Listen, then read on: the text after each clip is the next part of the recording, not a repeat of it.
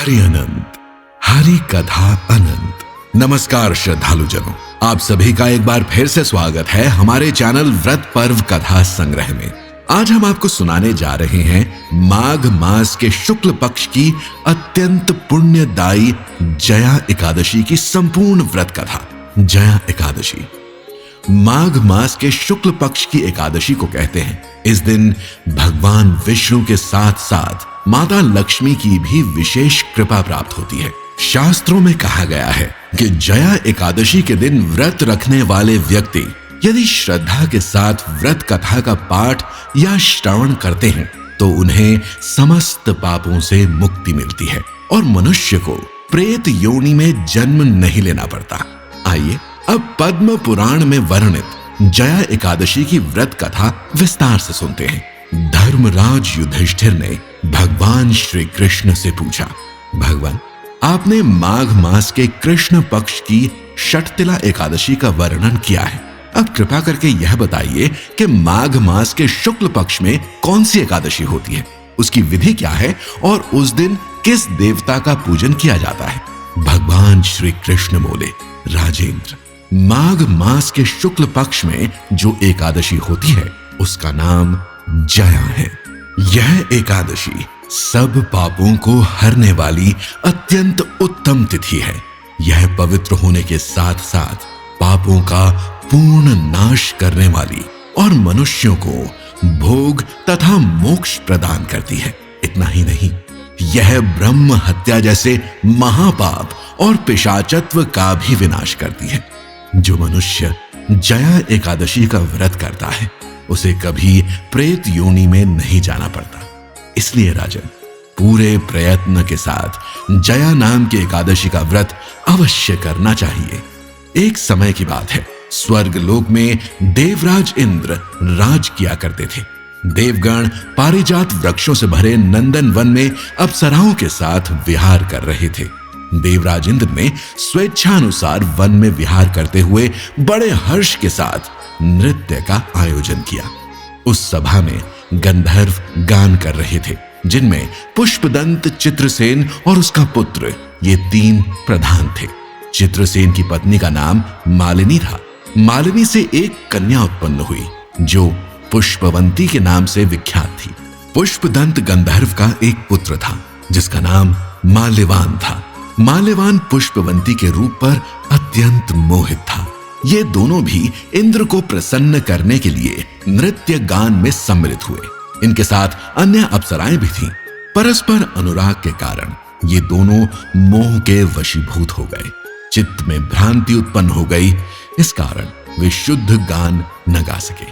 कभी ताल भंग हो जाती तो कभी गीत ही बंद हो जाता। इंद्र ने इस प्रमाद को अपना अपमान समझा और क्रोधित होकर कहा, ओ मूर्खों, तुम दोनों को धिक्कार है। तुम पतित हो और मेरी आशा भंग करने वाले हो। अतः पति पत्नी के रूप में रहते हुए तुम दोनों पिशाच बनो। इंद्र के शाप से माल्यवान और पुष्पवंती अत्यंत दुखी हो गए।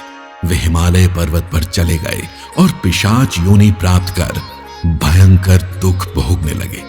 शारीरिक पातक से उत्पन्न ताप से पीड़ित होकर वे दोनों पर्वत की कंदराओं में भटकते रहते थे। एक दिन पिशाच बने माल्यवान ने अपनी पत्नी पिशाची से कहा, हमने कौन सा पाप किया होगा जिसके कारण हमें यह पिशाच योनि प्राप्त हुई है। नरक का कष्ट अत्यंत भयंकर है और पिशाच योनि भी बहुत दुख देने वाली है। इसलिए मनुष्य को चाहिए कि पूर्ण प्रयत्न करके पाप से बचे। इस प्रकार दोनों चिंता मग्न रहते हुए दुख से सूखते जा रहे थे। दैवयोग से उन्हें माघ मास की एकादशी तिथि प्राप्त हुई जो जया नाम से विख्यात थी और सब तिथियों में उत्तम थी। उस दिन उन्होंने सब प्रकार के आहार का त्याग कर दिया। जलपान तक नहीं किया, किसी जीव की हिंसा नहीं की, यहां तक कि फल भी नहीं खाया।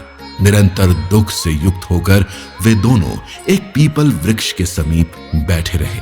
सूर्यास्त हो गया। उनके प्राण हरने वाली भयंकर रात्रि आ गई। उन्हें नींद नहीं आई।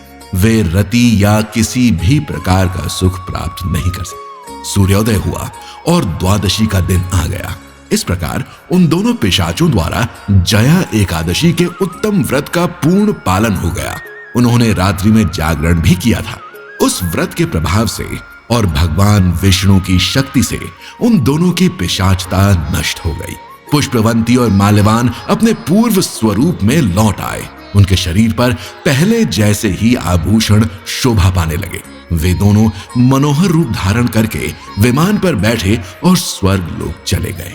वहां देवराज इंद्र के सामने जाकर उन्होंने प्रसन्नता पूर्वक प्रणाम किया। उन्हें इस रूप में देखकर इंद्र को अत्यंत विस्मय हुआ।